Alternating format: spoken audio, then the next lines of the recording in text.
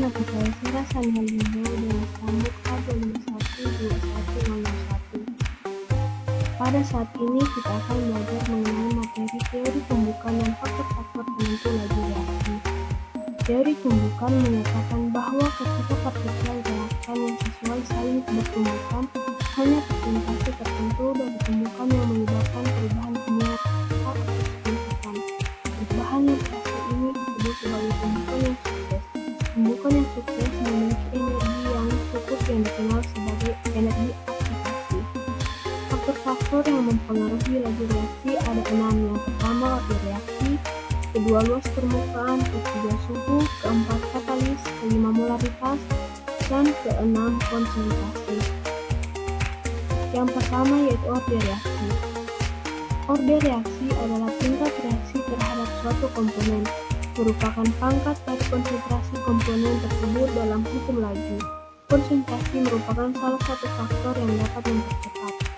Kedua, luas permukaan. Luas permukaan tentu memiliki fungsi dan peranan yang sangat penting, sehingga menyebabkan laju reaksi semakin cepat.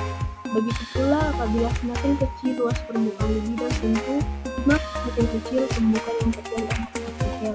Oleh karenanya, laju reaksi pun semakin kecil. Yang ketiga, suhu. Suhu turut berperan serta dalam mempengaruhi laju reaksi. Jika suhu suatu reaksi yang berlangsung dinaikkan, maka menyebabkan partikel semakin aktif bergerak sehingga pembukaan yang terjadi semakin sering, menyebabkan laju reaksi semakin besar. Sebaliknya, apabila suhu diturunkan, maka partikel semakin tak aktif, sehingga laju reaksi semakin kecil. Yang keempat, katalis. Katalis merupakan zat dengan fungsi mempercepat laju reaksi kimia pada suhu tertentu tanpa mengalami perubahan atau terpakai oleh reaksi itu sendiri.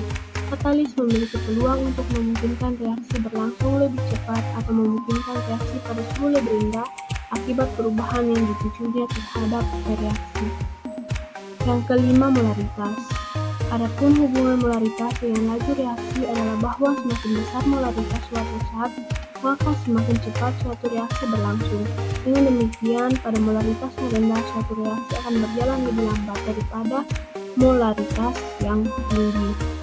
Kemudian yang terakhir, yang keenam, yaitu konsentrasi. Semakin tinggi konsentrasi, maka semakin banyak molekul reaktan yang tersedia.